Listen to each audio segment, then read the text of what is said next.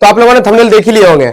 यहाँ पे सिर्फ जीके जीएस की तैयारी नहीं करवाया जाता है, बल्कि आर्मी यूनिफॉर्म की तैयारी करवाया जाता है। अगर आप सीरियस है आर्मी जीडी अग्निवीर के लिए तो ये पूरा वीडियो जरूर देखिए। यहाँ जो आज हम 30 क्वेश्चन लेकर आए हुए हैं, यह क्वेश्चन आपको आर्मी यूनिफॉर्म के करीब ले जाएगी। आप लोग टेंशन मत लीजिए, यहाँ पर हम टोटल क्वेश्चन को, हर एक ऑप्शन को हम डिस्कस करते हुए चलेंगे। आप लोग भी जो है साथ में नोट्स रखिएगा और एक पेन रखिएगा, सभी को नोट्स करते जाइएगा और जाके मेहनत करते रहिए। आपके लिए हम खड़े हैं, आपके लिए हम दिन रात एक कर रहे हैं और ज्यादा टाइम नहीं लेते हुए हम वीडियो को चलिए स्टार्ट करते हैं। आप लोग लास्ट तक जुड़े रहिएगा। आइए पहला क्वेश्चन 7 करोड़ का देखिए यहाँ पे। हाँ, तो पहला क्वेश्चन है गणगौर उत्सव। उत्सव समझते हैं ना, पर्व त्योहार, ठीक है ना। गणगौर उत्सव किस राज्य में मनाया जाता है बताइए। कहां जाएगा? राजस्थान में, ठीक है ना। कहां मनाया जाता है? राजस्थान में। इससे रिलेटेड कुछ और फैक्ट है जो रिपीट करता है क्वेश्चन। आइए यहां पे पहला गणगौर उत्सव का हो गया राजस्थान में, और ओणम केरल में। कहां पे? ओणम जो उत्सव है ये कहां मनाया जाता है? केरल में। बिहू असम में। बहुत फेमस क्वेश्चन है ये वाला। बिहू कहां का है? असम का। पोंगल तमिलनाडु। कहां का है? तमिलनाडु। बैसाखी पंजाब। कहां हो जाएगा? पंजाब हो जाएगा।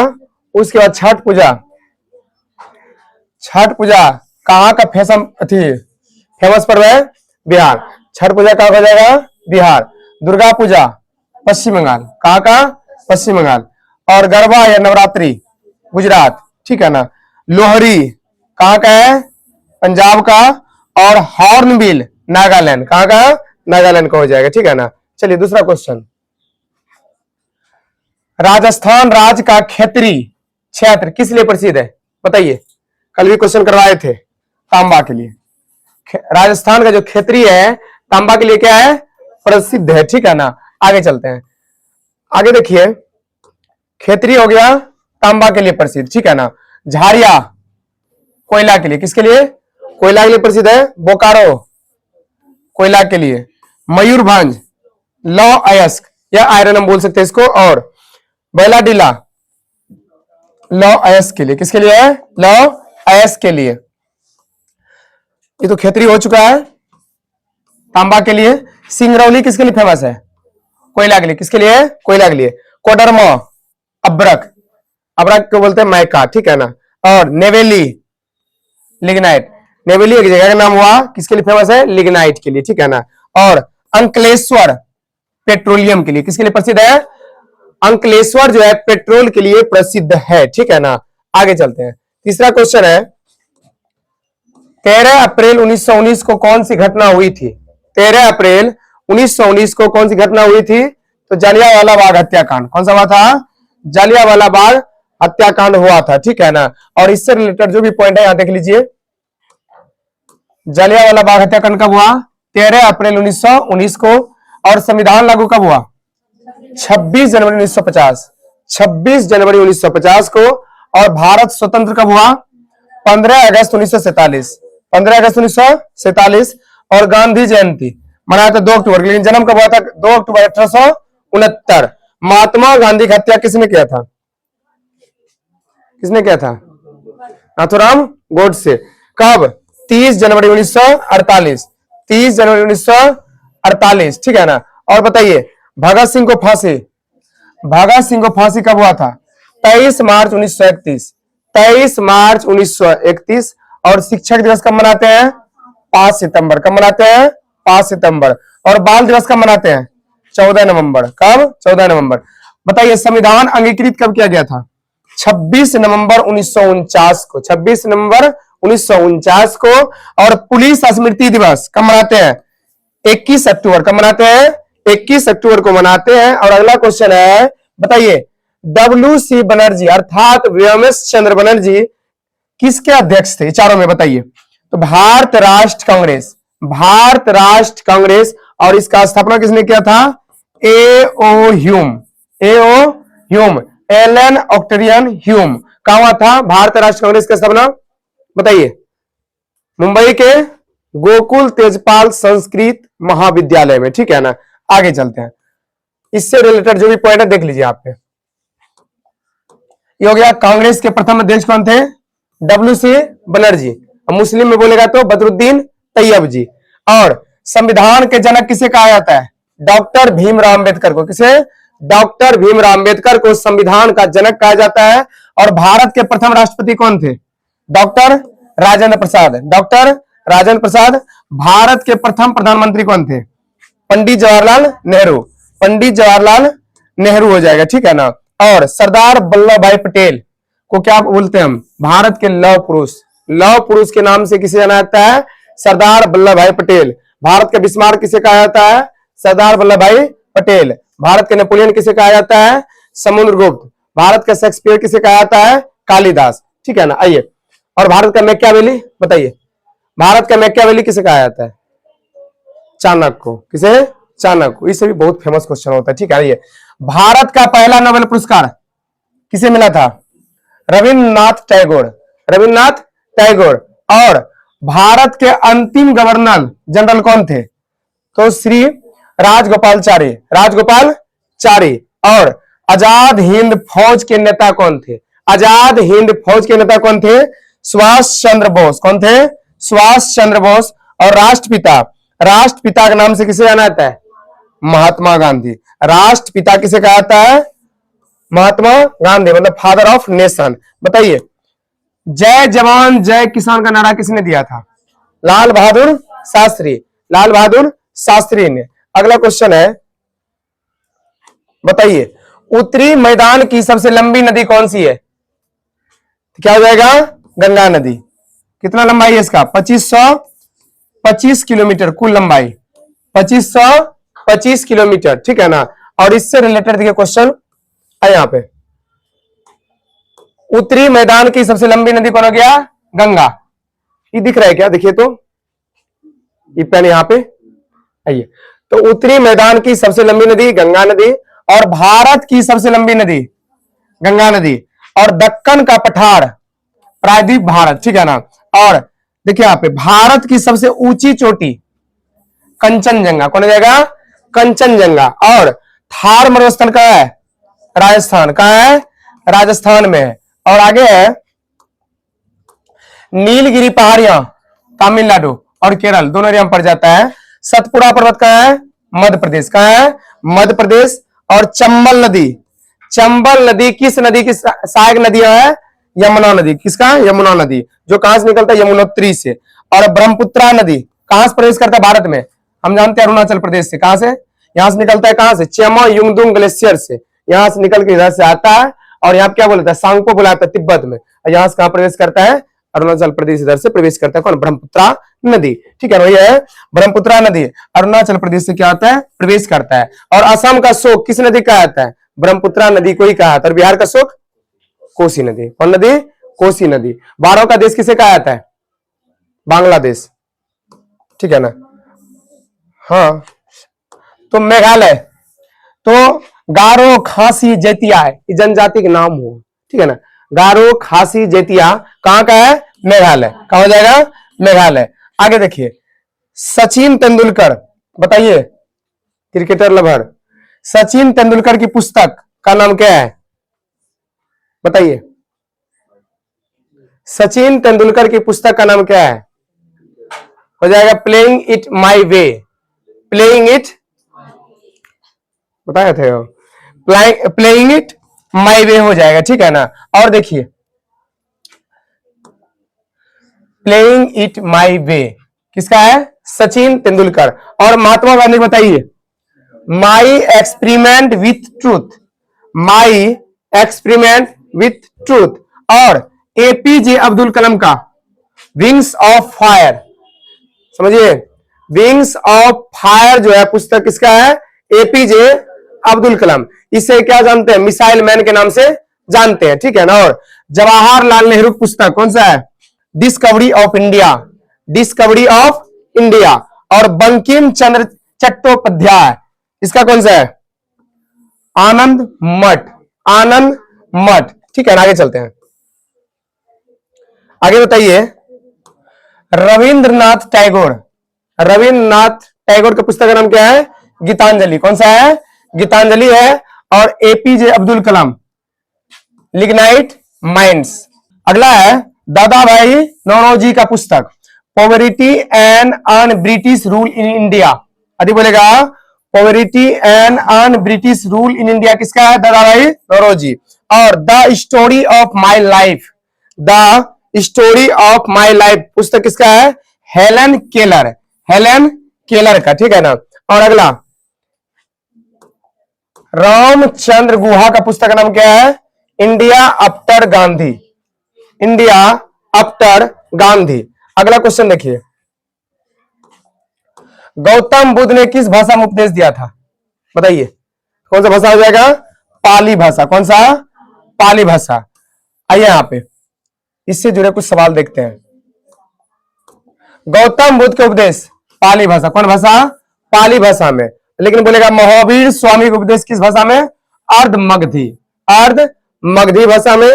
वेदों की भाषा कौन सा है? संस्कृत। और त्रिपिटक क्या है? एक बौद्ध ग्रंथ है। त्रिपिटक क्या है? बौद्ध ग्रंथ है। और जैन आगम ग्रंथ कौन भाषा में? प्राकृत। कौन सा? प्राकृत भाषा में। आगे देखिए, आगे है गुरु ग्रंथ साहिब, कौन सा ग्रंथ है? सिख धर्म ग्रंथ, सिख धर्म ग्रंथ। और कुरान इस्लाम धर्म ग्रंथ है। क्या है? कुरान क्या है? इस्लाम धर्म ग्रंथ है। और बाइबल क्या है? ईसाई धर्म ग्रंथ। और दुनिया में सबसे ज्यादा अनुवाद होने वाला पुस्तक कौन सा है? बाइबल ही है, ठीक है ना। और उपनिषद जो है हिंदू दर्शन ग्रंथ है। क्या है? हिंदू दर्शन ग्रंथ, ठीक है ना। टोटल कितना दर्शन है? 6 गो। रामायण के लेखक कौन है? वाल्मीकि। कौन है? वाल्मीकि। और महाभारत के लेखक महर्षि वेदव्यास, महर्षि वेदव्यास। और महाभारत की हिंदी क्या है? महाभारत को हिंदी में क्या बोलते हैं? जय सलिता, जय सलिता, ठीक है ना। आगे, भारत में मौलिक अधिकारों का संरक्षण कौन है? सुरक्षा करने वाला सुप्रीम कोर्ट, सर्वोच्च न्यायालय, ठीक है ना। कौन हो जाएगा? सर्वोच्च न्यायालय। देखिए यहां पे ये सब क्वेश्चन बार बार पूछा जाता है। मौलिक अधिकारों का संरक्षक कौन होता है? सुप्रीम कोर्ट, सर्वोच्च न्यायालय। और संविधान का संरक्षक भी कौन होता है? सुप्रीम कोर्ट, सर्वोच्च न्यायालय। और राज्य के संविधान का संरक्षक कौन है? उच्च न्यायालय, हाई कोर्ट। कौन हो जाएगा? High court. तो राज्य के संविधान का संरक्षण उच्च न्यायालय। और मौलिक कर्तव्यों की रक्षा राज्य या नागरिक, राज्य व नागरिक। और आगे देखिए, निर्वाचन प्रक्रिया की निगरानी कौन करता है? निर्वाचन आयोग। कौन करता है? निर्वाचन आयोग। और संविधान संशोधन का अधिकार संसद, मतलब संविधान में संशोधन कौन कर सकता है? कोई चीज को हटाना, कोई चीज को जोड़ने, कम कौन कर सकता है? संसद, अर्थात पार्लियामेंट। आगे, राष्ट्रपति का चुनाव कौन करता है? निर्वाचक मंडल। कौन करता है? निर्वाचक मंडल। न्यायिक समीक्षा का अधिकार किसके पास है? सर्वोच्च न्यायालय। क्या जाएगा? सर्वोच्च न्यायालय। आगे देखिए, आगे है राज्यपाल की नियुक्ति कौन करता है? राष्ट्रपति। कौन करता है? राष्ट्रपति। मुख्य चुनाव आयुक्त की नियुक्ति कौन करता है? राष्ट्रपति। कौन करता है? राष्ट्रपति। आगे देखिए, अगला क्वेश्चन है, दीक्षा डागर किस खेल से संबंधित है? बताइए किससे हो जाएगा? गोल्फ। किससे? गोल्फ से। इससे रिलेटेड क्वेश्चन आइए यहां पे देखिए, यहां पे दीपा कर्माकर किससे जुड़ा हुआ है? जिम्नास्टिक। ये सब खेल का नाम हुआ, ठीक है ना, जिम्नास्टिक। और PV Sindhu badminton, PV Sindhu badminton. और सानिया मिर्जा टेनिस। किससे? Tennis. Mary Kom boxing, Mary Kom boxing हो जाएगा। और साक्षी मलिक कुश्ती, साक्षी मलिक कुश्ती से जुड़ी हुई है। और देखिए यहां पे मिताली राज क्रिकेट, मिताली राज क्रिकेट से जुड़ी हुई है। और साइना नेहवाल बैडमिंटन, साइना नेहवाल बैडमिंटन से जुड़ी हुई है। आगे देखिए, अगला क्वेश्चन है, जनगणना 2011 के अनुसार, जनगणना 2011 के अनुसार सबसे कम लिंगानुपात वाला राज्य कौन सा है? क्या हो जाएगा? हरियाणा। कौन सा हो जाएगा? हरियाणा हो जाएगा, ठीक है ना। देखिए यहां पे इससे रिलेटेड जितना भी पॉइंट है यहां पे दिया गया। आइए, 2011 में सबसे कम लिंगानुपात वाला राज्य कौन हो गया? हरियाणा। लेकिन यदि बोलेगा कि 2011 में सबसे अधिक लिंगानुपात वाला राज्य कौन है? केरल। क्या जाएगा? केरल। और भारत की जनगणना आखिरी कब हुआ था? 2011 में, 2011 में। और बताइए 2011 में सबसे अधिक जनसंख्या वाला राज्य कौन था? यूपी। उत्तर प्रदेश, उत्तर प्रदेश। और 2011 में सबसे कम जनसंख्या वाला राज्य कौन है? सिक्किम। कौन सा हो जाएगा? सिक्किम हो जाएगा। और भारत की कुल जनसंख्या 2011 में कितनी थी? 121 करोड़, 121 करोड़, ठीक है ना। आगे देखिए, आगे है 2011 में सर्वाधिक साक्षरता वाला भी राज्य कौन था? केरल। और 2011 में न्यूनतम साक्षरता वाला राज्य कौन है? बिहार। कौन हो जाएगा? बिहार। आगे देखिए, भारत संविधान के किस भाग में राज्य सरकारों का वर्णन है? बताइए। तो हो जाएगा भाग 6, भाग 6 हो जाएगा। और देखिए इससे रिलेटेड पॉइंट, पहला, राज्य सरकार, राज्य सरकार का चर्चा किस भाग में हो जाएगा? संविधान का भाग 6 में, भाग 6 में। 6 को ऐसे लिखते हैं, ये पता होगा। और संघ सरकार का चर्चा किस भाग में है? भाग 5। कुल भाग कितना है? 22 भाग। कितना है? 22 भाग है, ठीक है ना। और मौलिक अधिकार का चर्चा किसमें है? भाग 3, भाग 3। और नीति निर्देशक तत्व का चर्चा किसमें है? भाग 4, जिसको बोलते हैं शॉर्ट को डीपीएसपी, ठीक है ना। और मौलिक कर्तव्य की चर्चा किसमें है?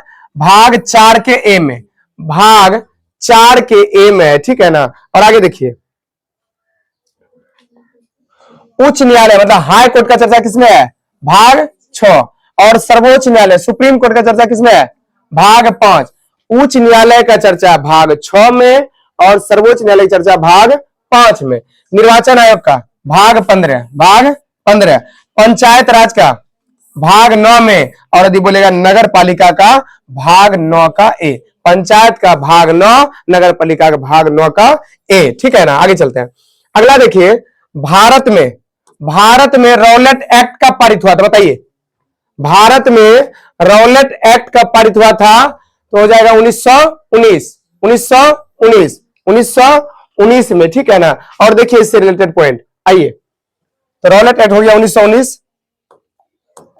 पिट्स इंडिया एक्ट 1784, एक्ट मतलब होता है कानून, ठीक है ना। और रेगुलेटिंग एक्ट 1773, बहुत फेमस है, 1773। Indian council act 1909। और भारतीय सरकार अधिनियम 1919, भारतीय सरकार अधिनियम 1919 मतलब मॉन्टेग्यू चेम्सफोर्ड सुधार। आइए यहाँ पे, भारत सरकार अधिनियम, भारत सरकार अधिनियम कब? 1935। और vernacular press act, vernacular press act 1878। बताइए तो इसके डर से कौन पत्रिका जो मतलब जो पत्रिका जो छापता है, कौन रातों रात भाषा बदल दिया था? कौन था?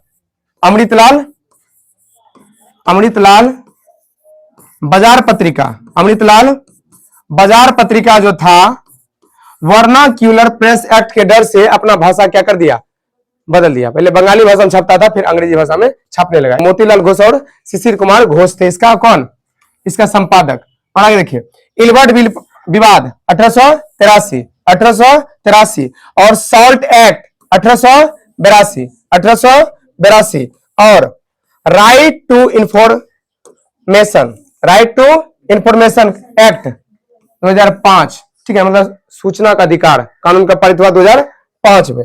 आगे देखिए, झारखंड राज्य का गठन कब हुआ था? झारखंड राज्य का गठन कब हुआ था? 2000, 15 नवंबर 2000 में, ठीक है ना। आगे देखिए, इससे जुड़े और सारा फैक्ट है। झारखंड हो गया, छत्तीसगढ़ भी किस मतलब 2000 में ही हुआ था, ठीक है ना। देख लेते, आइए। पहला झारखंड राज्य का गठन कब हुआ था? 15 नवंबर 2000, 15 नवंबर 2000। छत्तीसगढ़ का 1 नवंबर 2000, उत्तराखंड का 9 नवंबर 2000, तेलंगाना 2 जून 2014, 2 जून 2014। और गोवा 30 मई 1987, 30 मई 1987। और बताए थे केंद्र शासित प्रदेश कब बनाया गया था? जब मतलब पुर्तगालियों से आजाद करवाया गया था, कब? 1961, 1961, ठीक है ना। देखिए यहाँ पे, हिमाचल प्रदेश 25 जनवरी 1971 को इसका क्या हो गया? गठन हो गया। और मिजोरम का गठन 20 फरवरी 1987, 20 फरवरी 1987। अरुणाचल प्रदेश 20 फरवरी 1987। और आगे देखिए, नागालैंड नागालैंड राज्य का गठन 1 दिसंबर 1963, 1 दिसंबर 1963, और मेघालय का 21 जनवरी 1972। आगे देखिए, बताइए हैदराबाद शहर किस नदी के किनारे है? हैदराबाद जो शहर है किस नदी के तट पर है? मूसी नदी। कौन नदी? मूसी नदी के तट पर है। इससे रिलेटेड देखिए क्वेश्चन, पहला है हैदराबाद और मूसी हो गया। दिल्ली, दिल्ली जो है यमुना नदी के किनारे है। आगरा भी यमुना नदी के किनारे है। कानपुर, कानपुर किस नदी किनारे? गंगा नदी के किनारे। वाराणसी गंगा नदी के किनारे। प्रयागराज, बताइए प्रयागराज जहां पे गंगा यमुना नदी मिलता है, हम जानते हैं नदियों में मिलन क्या होता है? संगम, ठीक है ना? उसके संगम पे कौन है? प्रयागराज, उसके तट पे। पटना किस नदी किनारे? गंगा नदी किनारे। लखनऊ गोमती, कौन सा नदी? गोमती। और कोलकाता हुगली नदी, कौन सा नदी? हुगली नदी के तट पर बसा हुआ है। और जयपुर बाणगंगा, कौन गंगा? बाणगंगा। आगे देखिए, अगला क्वेश्चन है भारत संविधान के किस भाग में संघ राज्य संबंध शामिल है? संघ राज्य संबंध बोल रहा है, किस में हो जाएगा? ये हो जाएगा भाग 11, भाग 11 में हो जाएगा, ठीक है ना? देखिए यहां पे संघ राज्य संबंध हो गया भाग 11। और राष्ट्रपति, राष्ट्रपति भाग 5 में। राष्ट्रपति का चर्चा किस भाग में है? 5 में। राज्य सरकार का चर्चा भाग 6, भाग 6। संसद का भाग 5। उच्च न्यायालय भाग 6। सर्वोच्च न्यायालय भाग 5। सुप्रीम कोर्ट है 5 में, हाई कोर्ट है 6 में। पंचायती, पंचायत की चर्चा भाग 9, और नगर पालिका बोलेगा भाग 9 का ए। और चुनाव आयोग का चर्चा भाग 15, किसमें है? भाग 15 में। और मौलिक अधिकार का चर्चा भाग 3 में, भाग 3 में हो जाएगा। आगे देखिए, अगला क्वेश्चन, समतल दर्पण द्वारा निर्मित प्रतिबिंब सदैव होता है, हमेशा कैसा होता है? समतल दर्पण में जो घर में आईना होता है, समतल दर्पण है, हमेशा कैसा होगा? आभासी और सीधा, आभासी और सीधा। देखिए यहां पे समतल दर्पण में प्रतिबिंब कैसा बनता है? आभासी और सीधा। आभासी को बोलते हैं काल्पनिक, क्या बोलते हैं? काल्पनिक, इसी हम बोलते हैं, ठीक है ना? और अवतल दर्पण में कैसा बनता है? आभासी और सीधा। देखिए आभासी बनता है, इसमें वास्तविक बनता है, ठीक है ना? वास्तविक बनता है, दोनों बनता है। आभासी तब बनेगा जब वस्तु का फोकस और ध्रुव के बीच में रहेगा, ठीक है ना? अन्यथा क्या बनेगा?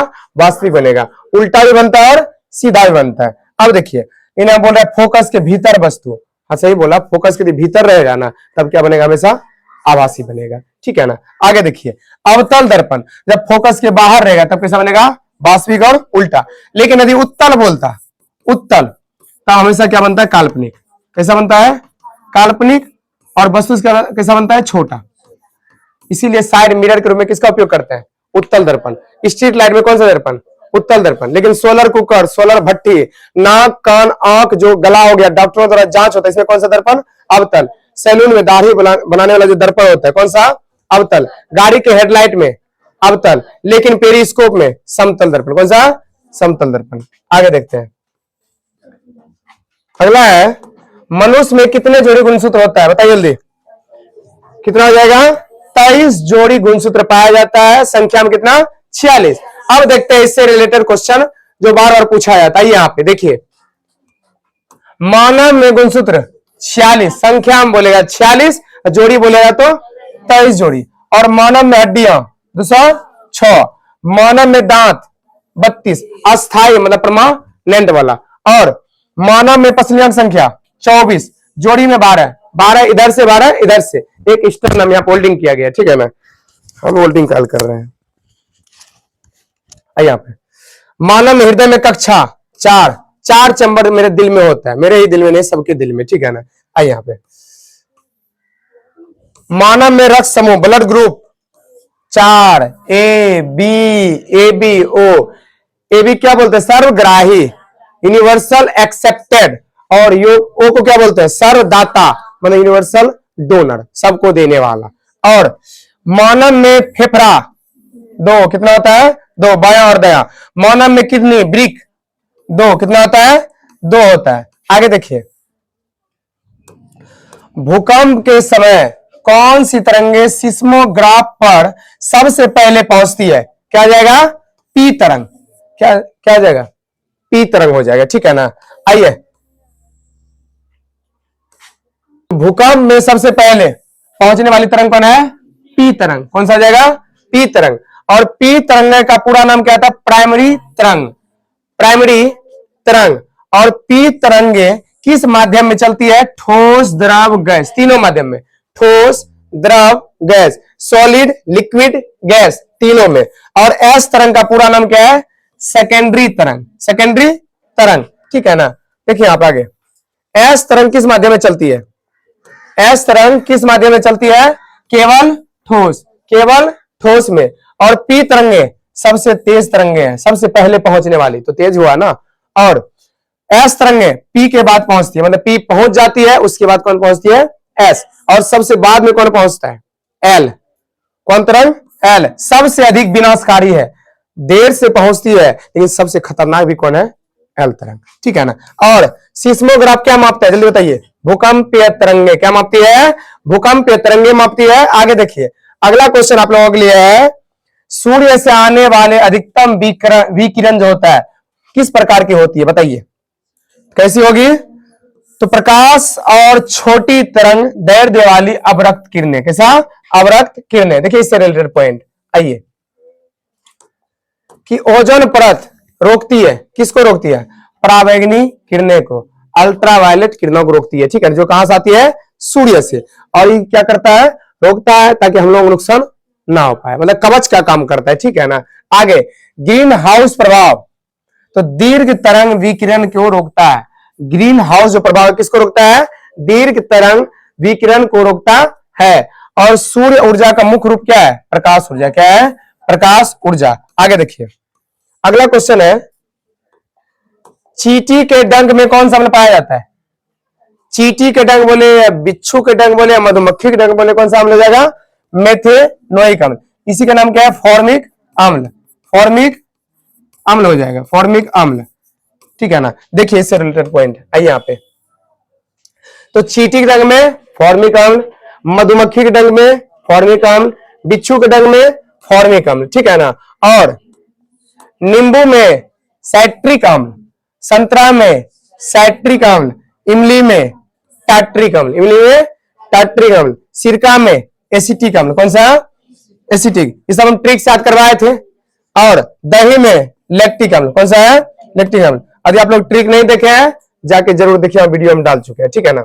आइए, टमाटर में ऑक्जेलिक अम्ल, कौन सा, ऑक्जेलिक अम्ल। और अंगूर में टाट्रिक अम्ल, कौन सा हो जाएगा, टाट्रिक अम्ल हो जाएगा। आगे देखिए, अगला क्वेश्चन,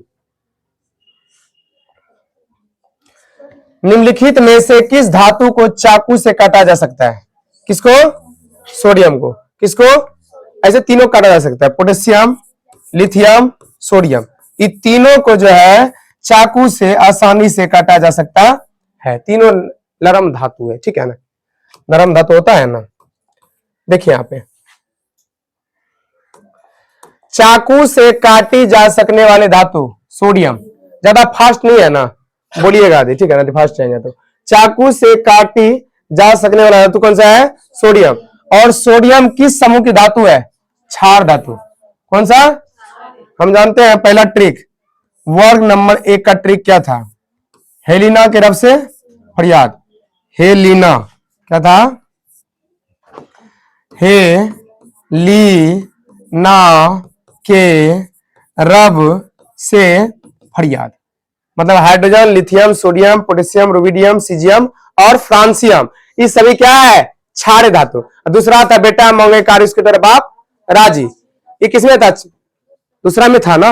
आइए यहाँ पे, यहाँ हम क्षार धातु की बात कर रहे हैं, बताइए सोडियम किसमें आया, आया इसमें, क्षार धातु में।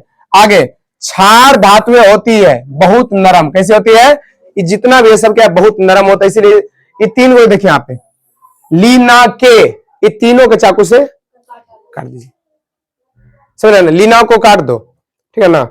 आजा, सोडियम का प्रतीक क्या होता है, Na, क्या होता है, Na। और सोडियम हवा में रखा जाए तो क्या कर लेता है, हवा के साथ जल्द ही रिएक्ट कर जाता है और आग उत्पन्न कर सकता है, ठीक है ना। इसीलिए यहाँ पे किसमें डुबा कर रखा जाता है, केरोसिन तेल में। सोडियम को रखा जाता है किस तेल में, केरोसिन तेल में। और पोटेशियम भी होता है कैसा, नरम धातु। आगे है कि क्षार धातुओं का जल से अभिक्रिया क्या कर लेता है, बहुत तेजी से कर लेता है। क्षार धातु जितना भी होता है ना, जल के साथ बहुत जल्द क्या कर लेता है, अभिक्रिया कर लेता है। और सोडियम पानी में डालने पर क्या कर लेता है, हाइड्रोजन गैस क्या करता है, मुक्त करता है। एकदम आवाज करेगा, जैसे बम आवाज करता है ना, उस टाइप से। यदि रिएक्शन देखना चाहते हैं, मार्केट से लाके थोड़ा सेपरेटी से फेंकेगा पानी में। मतलब ये नहीं मतलब कठोरता लिया उसमें पानी दे दिया, ऐसे दे करके देख रहे हैं, बहुत ही घातक हो सकता है। थोड़ा सेपरेटी से आइए, नहीं तो हमको बुला लीजिएगा। सोडियम का परमाणु क्रमांक 11, कितना, 11। आगे देखिए, गर्भाशय में भ्रूण को, मां के गर्भ में जो एम्ब्राय रहता है, भ्रूण रहता है, आखिर उसको पोषण कहां से मिलता है, बताइए कहां से मिलेगा, नाल से।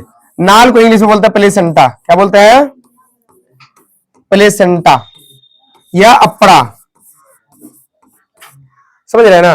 और बताइए निषेचन की क्रिया कहां होती है, निषेचन की क्रिया फिलिपियन ट्यूब,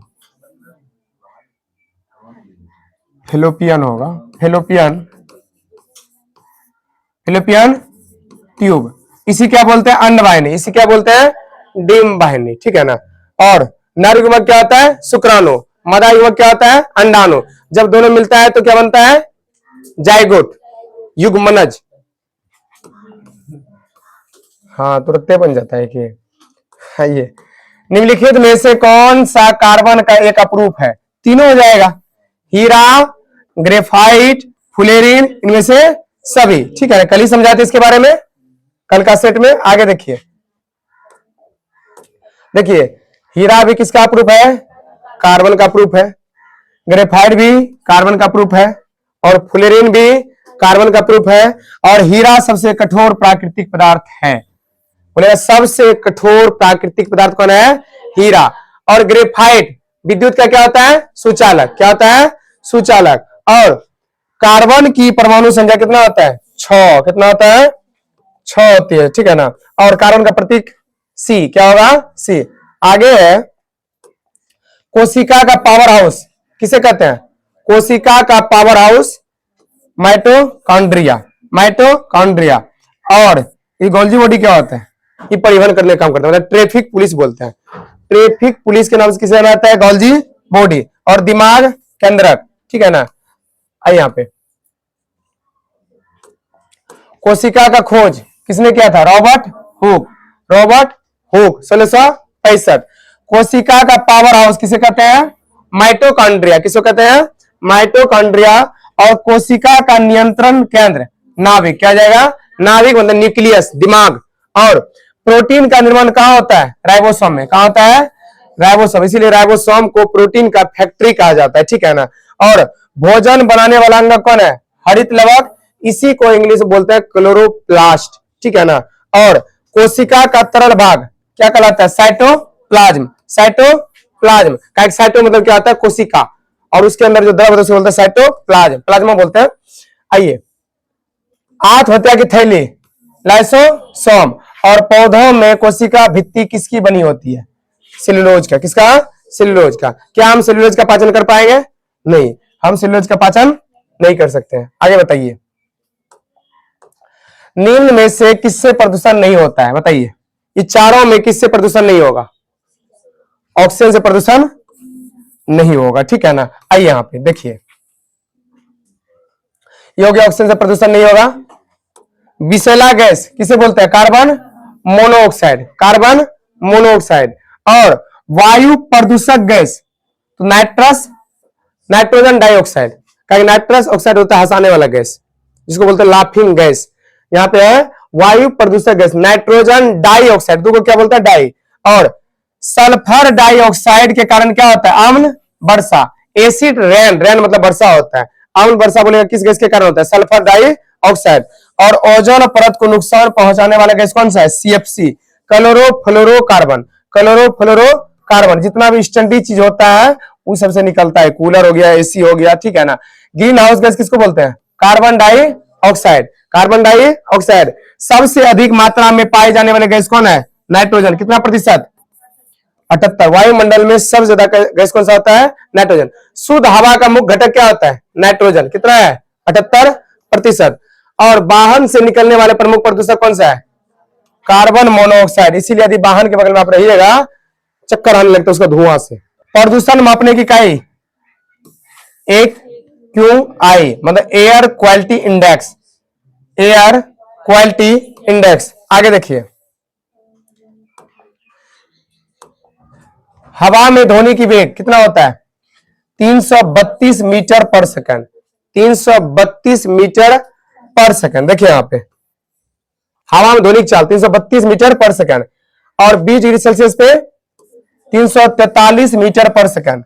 और पानी में 1500 मीटर पर सेकंड। लोहा में 5000 मीटर पर सेकंड। किसका चाल? ध्वनि की चाल। और बताइए, निर्वात में क्या ध्वनि गमन करती है? वैक्यूम में ध्वनि नहीं चलती है, इसीलिए निर्वात में डीजे भी बगल में बजा दीजिए, आपके कान तक आवाज नहीं आएगा। ठीक है, बगल में चिल्लाते रहेगा, आवाज नहीं आएगा। और ठोस में ध्वनि चाल सबसे अधिक होती है। ठीक है ना? आप कौन सा टाक रखिएगा लोहा सब में, जैसे पटरी, रेलवे की पटरी होगा, यहां से हथौड़ी मारिएगा वहां तक आवाज जाएगा। समझ रहे ना? अब कभी देखे बाढ़ उड़ाता है, हम लोग इधर पानी आता है, यदि चिल्लाएंगे पानी आने के बाद, ये पूरा फुल है पानी। ठीक है ना? यहां से चिल्लाएंगे कुंडी तक आवाज चला जाएगा, चला जाता है ना। लेकिन अभी सूखा है, बाढ़ खत्म हो गया, अभी चिल्लाइए, आवाज यहां तक नहीं आएगा। बात समझ रहे ना? सबसे अधिक होता है ठोस में, उसके बाद द्रव में, सबसे कम किसमें होता है? गैस में। सबसे धीमी होती है। और ताप बढ़ने पर ध्वनि की चाल क्या होता है? बढ़ता है। ताप बढ़ने पर ध्वनि की चाल क्या होता है? बढ़ती है। आगे चलते हैं। कार्बन की संयोजकता कितनी होती है? कार्बन की संयोजकता देखिए, 6 तो परमाणु संख्या होता है, 6 को तोड़िए, 2, 4। 4 का ट्रिक क्या बताए थे? 4 है तो क्या हो जाएगा? 4। बता दे, 4 से ज्यादा नहीं होता है। 1 का 1, 2 का 2, 3 का 3, 4 का 4। लेकिन 5 आएगा तो क्या हो जाएगा? 5 का 3, 6 का 2, 7 का 1, 8 का 0। बताए थे। यहाँ पे क्या है? क्या बोले, इसको बाहरी कक्षा में इलेक्ट्रॉन को देख के हम काम करते हैं, संयोजकता निकालते हैं। कितना हो जाएगा? यहाँ पे 4 हो जाएगा। अब देखिए यहाँ पे कुछ इंपोर्टेंट पॉइंट। यदि हाइड्रोजन का पूछेगा तो 1, ऑक्सीजन का पूछेगा तो 2, नाइट्रोजन का 3, कार्बन का 4, सोडियम का 1। देखिए आगे, क्लोरीन का 1, कैल्शियम का 2 हो जाएगा। एल्यूमिनियम, इस सभी हम निकालने के लिए बताए हैं। एल्यूमिनियम का 3, मैग्नीशियम का 2 और जिंक का 2 हो जाएगा। ठीक है ना? अगला क्वेश्चन, किसी द्रव की सांद्रता पर ताप का प्रभाव क्या होता है? देखिए, तापमान में वृद्धि के साथ सांद्रता क्या होती है? कम हो जाती है। यहां देखिए, समझिए, यहां पे ताप बढ़ने पर द्रव की सांद्रता क्या होता है? कम होती है। ताप, टेम्परेचर यदि बढ़ता है, द्रव की सांद्रता क्या होती है? कम होती है।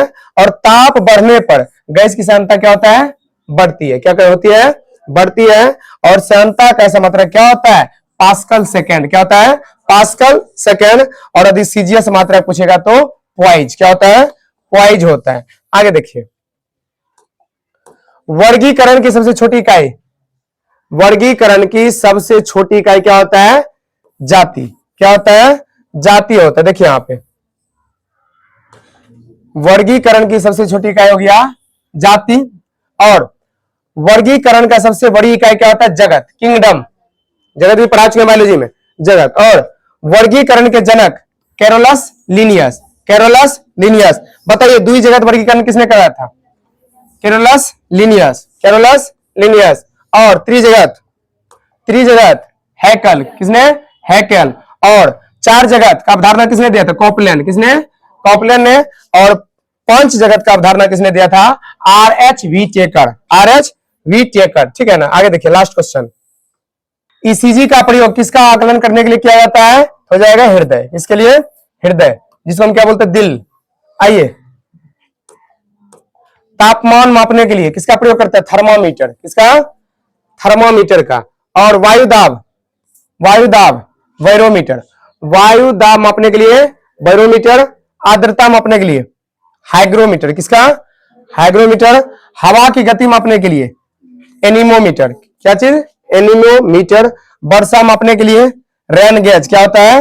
रेन गेज होता है। आगे देखिए, रक्तचाप ब्लड प्रेशर मापने में स्फिगमोमैनोमीटर। स्फिगमोमैनोमीटर। और हृदय की विद्युत गतिविधि ईसीजी। क्या? ईसीजी। हृदय या फेफड़े की ध्वनि स्टेथोस्कोप। स्टेथोस्कोप। और वाहन की गति स्पीडोमीटर। किससे? स्पीडोमीटर। और यदि हम बात करें आगे कि तय की गई दूरी को ओडोमीटर। किससे? ओडोमीटर से। और विद्युत धारा को एमीटर से। और वोल्टेज को वोल्टमीटर से। छोटी धारा को गैल्वेनोमीटर। किससे? गैल्वेनोमीटर। तो कैसा लगा आप लोगों को क्लास, जरूर बताइएगा।